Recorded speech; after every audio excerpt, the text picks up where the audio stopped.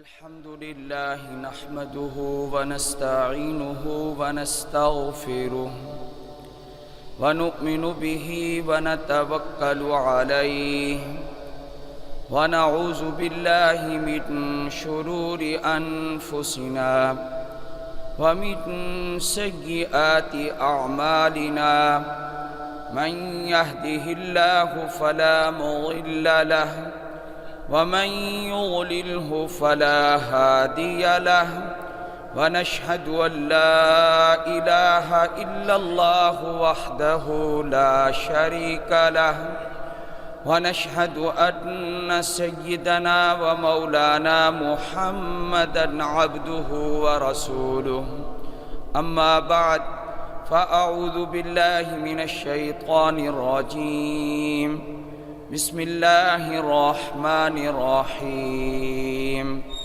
فأرسلنا عليهم ريحا صرصرا في أيام نحسات لنذيقهم عذاب الخزي في الحياة الدنيا ولعذاب الآخرة أخزى وهم لا ينصرون. قال النبي صلى الله عليه وسلم لا صفر صدق الله العظيم وصدق رسوله النبي الكريم.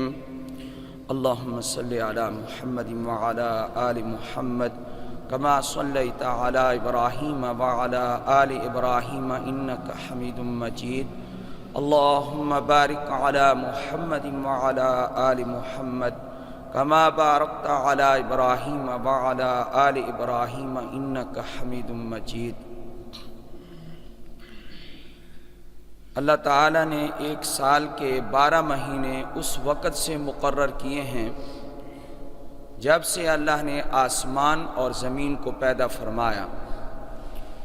4 مہینے ان میں سے اشہر حرم ہیں اور اس ساری بات کا ذکر اللہ نے سورہ توبہ میں فرمایا ہے. ان عدت الشہور عند اللہ 12 شہرا فی کتاب اللہ یوم خلق السماوات والارض منها 4 حرم. 4 مہینے اشہر حرم کہلاتے ہیں. اسلامی سال کا پہلا مہینہ محرم ہے اور دوسرا مہینہ صفر المظفر ہے. اس سفر کے مہینے میں کوئی بلا کوئی مصیبت خصوصی طور پر نازل نہیں ہوتی. اس مہینے کے بارے میں زمانہ جاہلیت میں جو تصور تھا آج کل کے اسلامی دور کے لوگ جو جاہل ہیں ان کا بھی وہی تصور ہے اور سر منہ کوئی فرق نہیں ہے. بالکل وہی انداز ہے اور وہی جاہلانہ باتیں ہیں اور وہی توہم پرستی ہے اور ایسی ایسی باتیں ایجاد کر دی ہیں جن کا اسلام سے کوئی تعلق نہیں ہے. اس مہینے کے بارے میں لوگوں کا خیال کیا ہے؟ لوگوں کا خیال یہ ہے کہ اس مہینے میں خصوصیت کے ساتھ آسمان سے بلائیں اترتی ہیں. زمانہ جاہلیت میں کیا تصور تھا؟ زمانہ جاہلیت میں بھی یہی تصور تھا کہ اس مہینے میں مصیبت آتی ہے، یہ مہینہ خیر و برکت سے خالی ہے، یہ مہینہ آفتوں والا مہینہ ہے. سفر کا کیا معنی مراد لیتے تھے وہ جاہل لوگ؟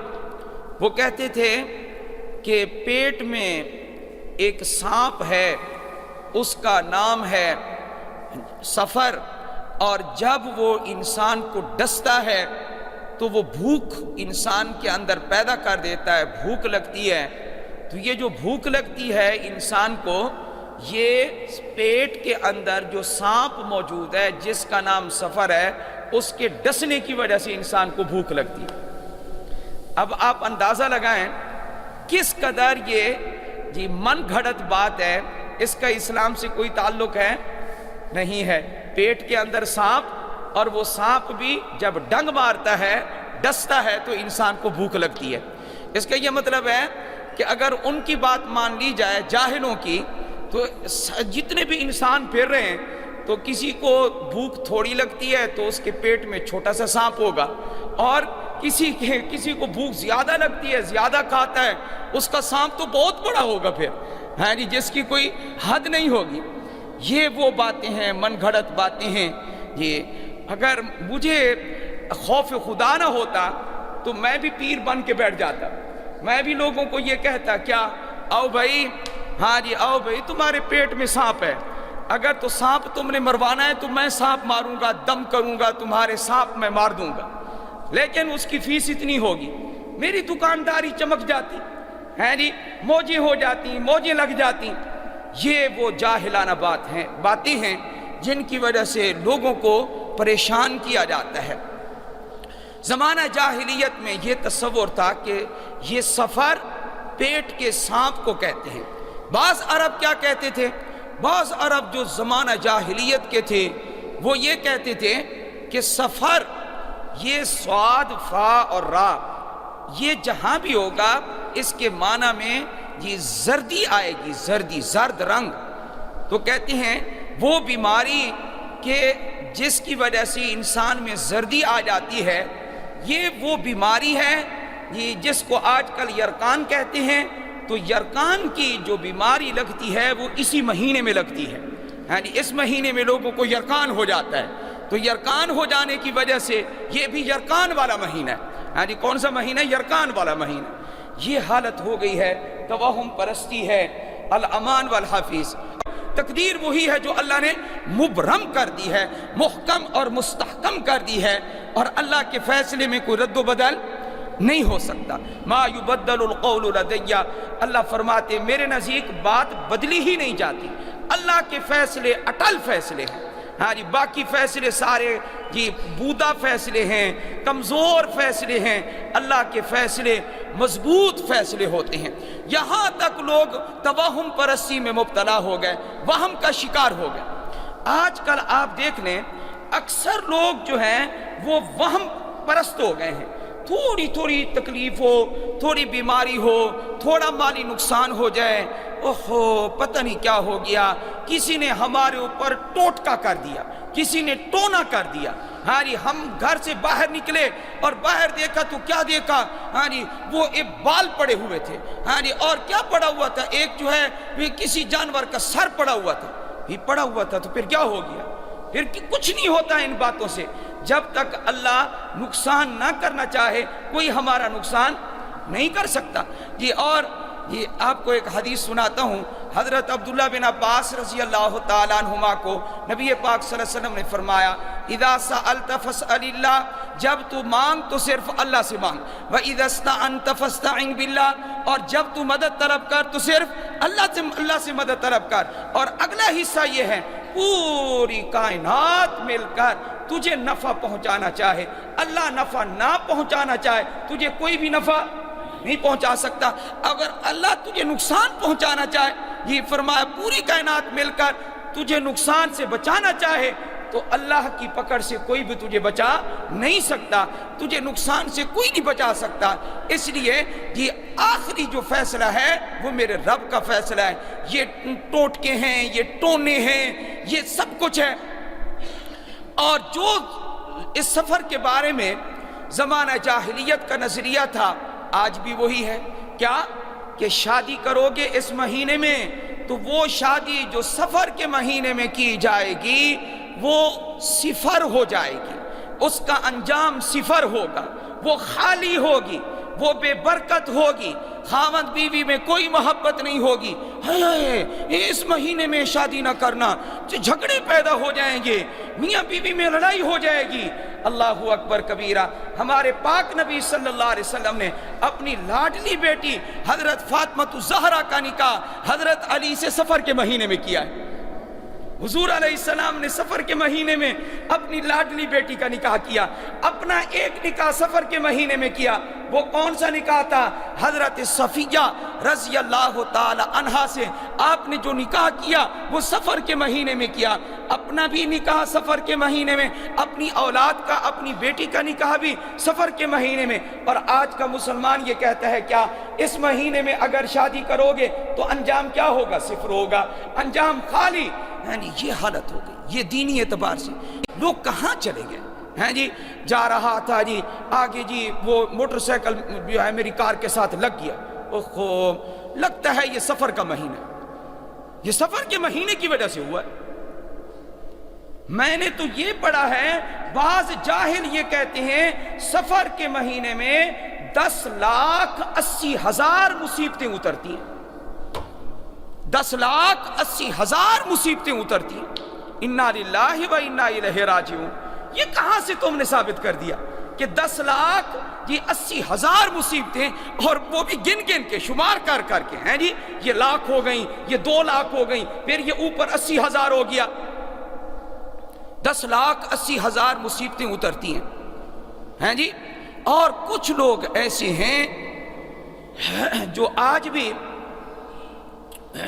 وہی نظریہ رکھتے ہیں اور یہ کہتے ہیں، کیا کہتے ہیں اس مہینے کے بارے میں؟ ویسے تو پورا مہینہ ہی مصیبتوں کا ہے، پورا مہینہ مصیبتوں کا ہے، پورا مہینہ بچا بچا کے رکھو، اولاد کی حفاظت کرو۔ اب موسم بدل رہا ہے، اس موسم میں بڑوں کو بھی تو بخار ہو جاتا ہے، یعنی نزلہ زکام ہو جاتا ہے نا جب موسم کی تبدیلی ہوتی ہے۔ یعنی وہ میرے بیٹے کو بخار ہو گیا، مولوی صاحب پتہ نہیں کیا وجہ ہے، دم بھی کرا کرا کے تھک گئے لیکن نہیں آ رہی جی، صحت نہیں آ رہی۔ تمہیں پتہ نہیں ہے؟ ہاں جی کیا پتہ ہے جی؟ مولوی صاحب اب نکتہ بیان کرے گا، کیا پتہ نہیں ہے تمہیں؟ کیا یہ سفر کا مہینہ چل رہا، اس لیے تو کوئی دم کام نہیں کر رہا، کسی ڈاکٹر کی حکیم کی دوا کام نہیں کر رہی۔ کیوں؟ سفر کا مہینہ ختم ہوگا تو صحت آئے گی۔ آپ حضرات توجہ فرمائیں، لوگوں کے یہ حالات ہو گئے ہیں جی، اور لوگ بھی اعتماد کر لیتے ہیں ہاں سفر کا مہینہ منحوس ہے، معاذ اللہ منحوس ہے، یہ حالت ہے۔ اور لوگ بعض یہ کہتے ہیں اس کے پہلے 13 دن بڑے سخت ہیں، گھروں کے اندر جنات داخل ہو جاتے ہیں، شیاطین داخل ہو جاتے ہیں، یہ تمہاری صندوقوں میں، تمہارے کپڑوں میں، تمہاری الماریوں میں جنات گھس آتے ہیں۔ پہلے 13 دن تو بڑے سخت ہیں، لہذا اب جنات کو کیسے بھگایا جائے؟ بڑے بڑے ڈنڈے لے کر بعض لوگ دیواروں کو مارتے ہیں، بعض لوگ جو ہے صندوقوں کو پیٹتے ہیں، بعض لوگ بستروں کو مارتے ہیں، جھاڑتے ہیں۔ ہاں بھی مارے جا رہے ہیں بھی، کیوں؟ ہم جنات کو بھگا رہے ہیں۔ کون سے جنات؟ جو سفر کے مہینے میں گھروں میں داخل ہو جاتے ہیں، ہم ان کی پٹائی کر رہے ہیں۔ انا للہ و انا الیہ راجعون۔ یہ رسومات ہیں، یہ توہمات ہیں۔ اب میں حدیث سناؤں گا، اتنی ساری باتیں میں نے آپ کو سنا دی ہیں لوگوں کی، یہ سارے لوگ کہتے ہیں کہ مہینہ یہ سفر کا منحوس ہے۔ اب ذرا سنیں میرے پاک نبی کی زبان سے کیا ارشاد ہوتا ہے۔ آپ علیہ السلام فرماتے، حضرت ابو ہریرہ رضی اللہ تعالیٰ عنہ راوی ہیں، فرمایا لا سفرا، سفر منحوس مہینہ نہیں ہے۔ حضور نے کیا فرمایا؟ سفر منحوس مہینہ نہیں ہے۔ اب آپ یہ بتائیں کہ آپ وہی نظریہ قائم رکھیں گے جو جاہلوں کا ہے یا پاک نبی کی بات درست ہے؟ نبی علیہ السلام کیا فرماتے؟ لا سفرا، اس مہینے میں شادی بھی کرو، انتظار نہ کرو کہ یہ مہینہ نکل جائے پھر ہم جو ہے شادی کریں گے۔ اللہ اکبر کبیرہ، لا سفر۔ اور چیزوں کی بھی نفی کی ہے، زمانہ جاہلیت میں تو یہ بھی ہوتا تھا۔ لا ادوا، جس کی نفی نبی علیہ السلام نے کی ہے۔ کیا ادوا کسے کہتے ہیں؟ ادوا کا معنی ہے بیماری کا متعدی ہونا، ایک کی بیماری کا دوسرے کو لگ جانا۔ اچھوت کی بیماری، حضرت صلی اللہ علیہ وآلہ وسلم نے فرمایا ایک کی بیماری دوسرے کو نہیں لگتی، ایک کی بیماری دوسرے کو نہیں لگتی۔ اگر ایک آدمی گھر میں شوگر والا ہے، اگر ایک کی بیماری سب کو لگتی تو سب کو پھر شوگر ہوتی، سب کو تو شوگر نہیں ہے۔ اسی طرح ایک کو اگر کوئی تکلیف ہے، بخار ہے، تو سارے گھرانے کو بخار ہو جاتا۔ حالانکہ ایسا تو نہیں ہوتا۔ نبی پاک صلی اللہ علیہ وسلم نے فرمایا لا ادوا، فرمایا یہ بیماری کا متعدی ہونا کوئی چیز نہیں، آپ نے یہ ارشاد فرمایا۔ اور کمزور اعتقاد والوں کو اجازت بھی دے دی، مجزوم جزام والا، حدیث میں آیا آپ علیہ السلام نے فرمایا فر من المجزوم کما تفر من الاسد، شیر سے جس طرح بھاگتا ہے جزام والے سے ایسے بھاگ۔ یہ ضعیف الاعتقاد کو فرمایا، اگر تیرا دل نہیں مانتا ٹھیک ہے تو اس سے دور رہ، اس کی بھی اجازت ہے، شریعت میں اس کی بھی اجازت ہے۔ لیکن ادھر صحابہ نے خود دیکھا ایک جزام والا آدمی، نبی پاک صلی اللہ علیہ وسلم نے خود اس کے ساتھ بیٹھ کے کھانا کھایا۔ وہ کیوں کھانا کھایا؟ اس لیے کہ آپ کا یقین، آپ کا اعتماد اتنا بلند تھا کہ کوئی مقابلہ نہیں کر سکتا۔ آپ کو پتا تھا کسی کی بیماری کسی پر اثر انداز نہیں ہو سکتی جب تک اللہ نہ چاہے۔ یہاں کا ایک نواب ملتان کا گزرا ہے، اس کو کوئی ہاتھ ملاتا تھا تو اس کے بعد نوکر کو کہتا تھا یہ لے آ پانی اور صابن، میں ہاتھ دھوتا ہوں۔ کئی مرتبہ اس کو ہاتھ دھونا پڑتا تھا، اور اس نے اپنے نوکروں کو کہا ہوا تھا کوشش کیا کرو میرے قریب نہ آنے دیا کرو، ہاتھ کوئی نہ ملائے۔ ان لوگوں کے ہاتھوں میں جراثیم ہوتے ہیں، لوگوں کے ہاتھوں میں جراثیم ہوتے ہیں۔ اللہ اکبر کبیرہ، اس سے تو موت اچھی ہے، اس تکبر سے، اس ناز و نخرے سے موت اچھی ہے۔ کس قدر حماقت کی بات ہے، لوگوں کے ہاتھوں میں جراثیم ہے۔ اسد الغابہ فی معرفت احوال الصحابہ میں یہ واقعہ لکھا ہے عربی کتاب میں، توجہ کے ساتھ سنیں۔ نبی کریم صلی اللہ علیہ وآلہ وسلم کے ایک صحابی حضرت جابر رضی اللہ تعالی عنہ آپ صلی اللہ علیہ وسلم سے مصافحہ کرتے ہیں۔ آپ علیہ السلام کے ہاتھ، اس کے ہاتھوں کے درمیان آپ کا ہاتھ ریشم سے زیادہ نرم تھا۔ صحابی سے پوچھا اے جابر تیرے ہاتھ بڑے کھردرے ہیں، سخت ہیں، کیا وجہ ہے؟ یہ پوچھا وجہ کیا ہے، یہ نہیں فرمایا کیا تیرے ہاتھ سخت ہیں آئندہ کے لیے مجھے مصافحہ نہ کیا کرو، یہ نہیں فرمایا۔ کیا فرمایا؟ تیرے ہاتھ سخت ہیں، اس کی کیا وجہ ہے؟ صحابی نے جواب دیا میں ایک مزدور ہوں، نال بندی کا کام کرتا ہوں، گھوڑے کے پاؤں گھس جائیں لوہا لگاتا ہوں اور کیل اس میں ٹھوکتا ہوں، تو یہ کام کر کے مزدوری کر کے اپنا پیٹ، بچوں کا پیٹ پالتا ہوں، مزدور آدمی ہوں، ہاتھ اس لیے میرے سخت ہو گئے۔ نبی پاک صلی اللہ علیہ وسلم نے حضرت جابر کے ہاتھوں کو اوپر اٹھا کے خود بوسہ دیا۔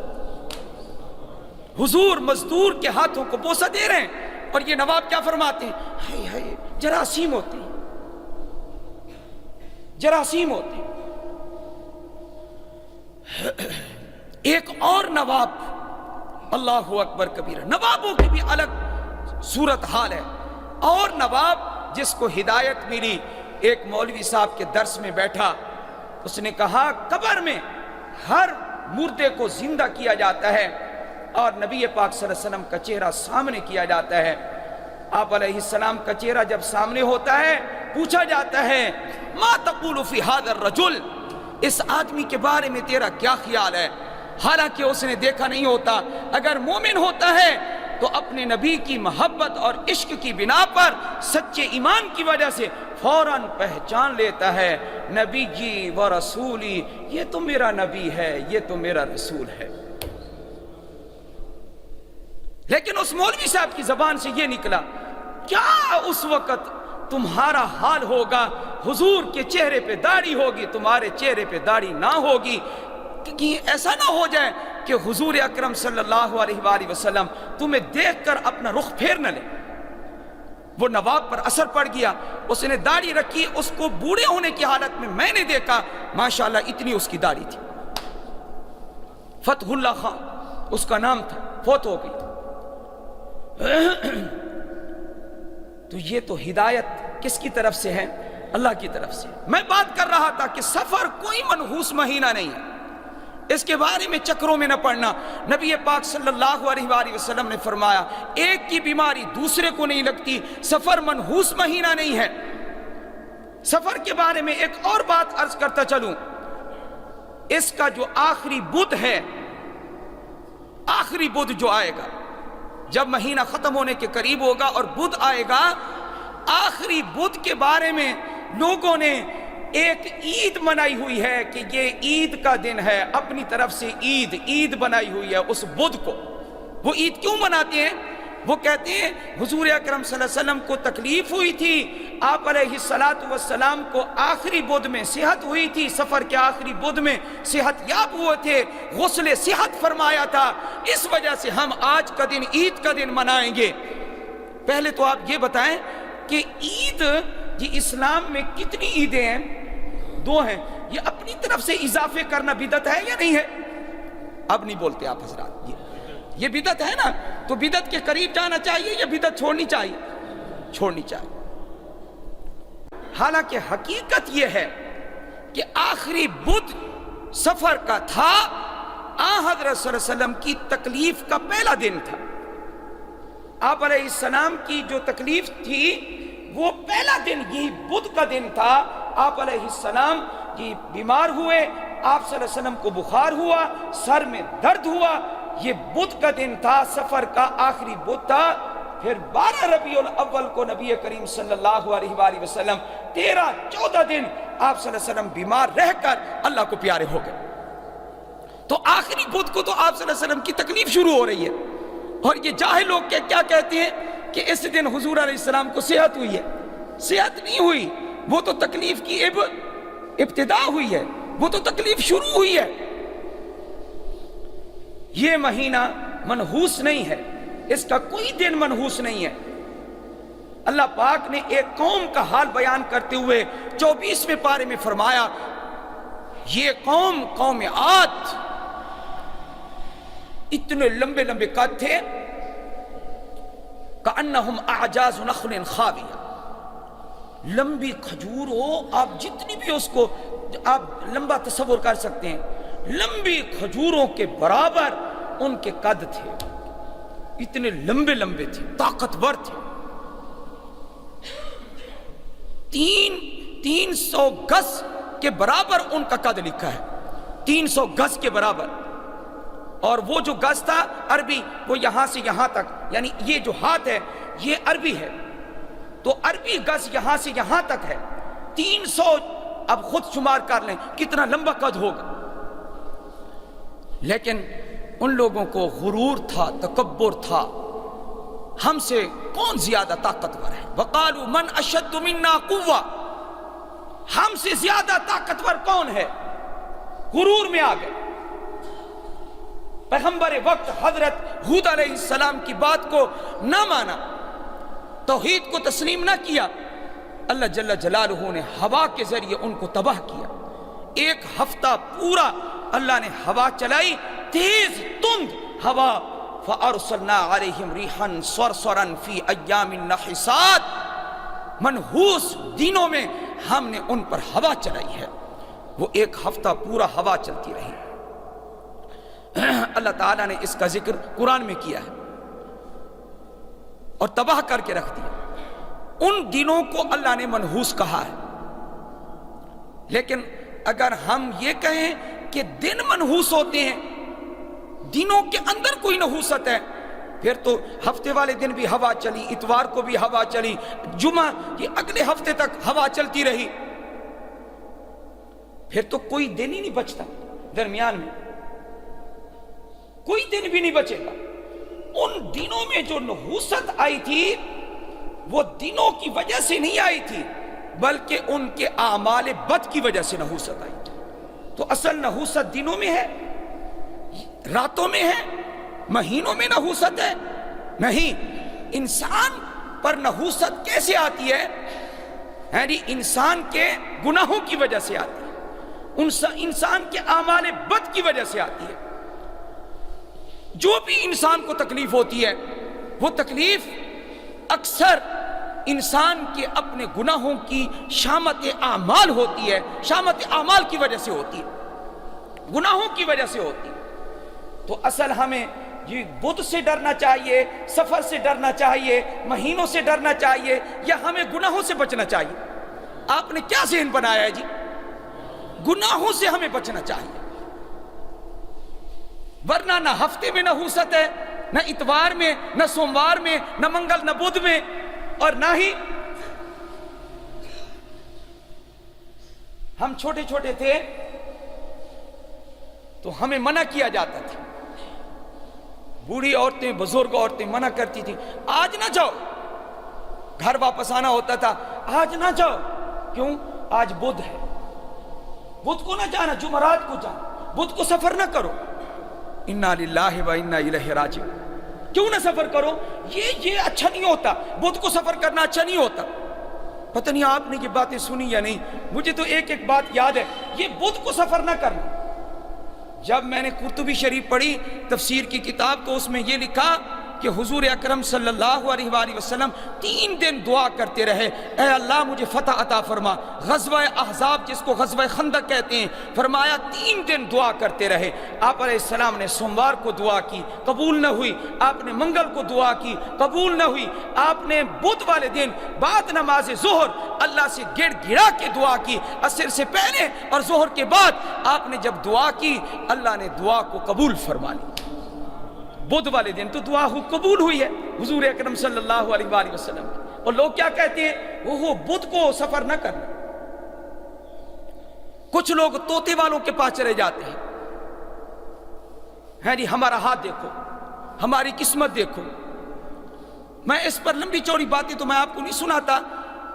یہ مشہور و معروف قاری حنیف صاحب ملتانی رحمت اللہ علیہ, وہ فرماتے ہیں ایک طوطے والا بیٹھا تھا.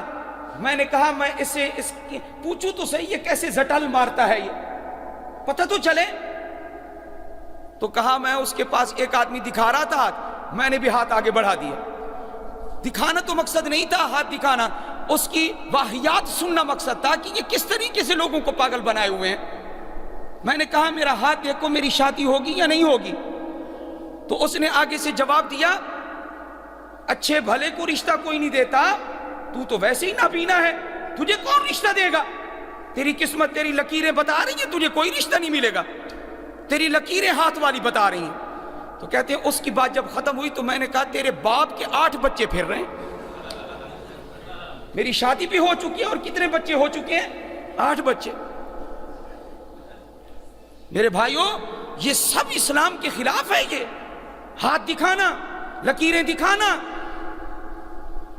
اور میں نے تو یہ بھی پڑھا ہے کہ کچھ لوگ اس مہینے کے آنے سے پہلے چاندی کے چھلے بنواتے ہیں, ان پر دم کرواتے ہیں. دم کر دینا, میں چھلا یہ بچے کو بچی کو ڈالوں گی, کیونکہ مہینہ آ رہا ہے کون سا, سفر کا. یہ چھلے ڈالتے ہیں, تعویذ بنواتے ہیں, گلے میں ڈالتے ہیں.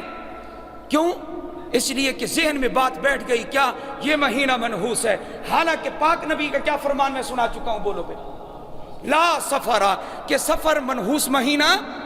ایک مرتبہ سارے زبان سے کہیں سفر, تاکہ حدیث یاد ہو جائے. اپنی طرف سے میں نہیں کہہ رہا, میرے آقا نے فرمایا, مدنی کریم نے فرمایا, اور اللہ تعالیٰ کے حکم سے فرمایا. گفتہ او گفتہ اللہ بود, اگرچہ از حلقوم عبداللہ بود. یہ بات اگرچہ محمد مصطفیٰ کے گلے سے, آپ کی زبان مبارک سے نکل رہی ہے, حقیقت میں یہ اللہ کا فرمان ہے. اللہ تعالی ہم سب کو دین کی صحیح سمجھ عطا فرمائے اور عمل کی توفیق عطا فرمائے. وآخر دعوانا ان الحمدللہ.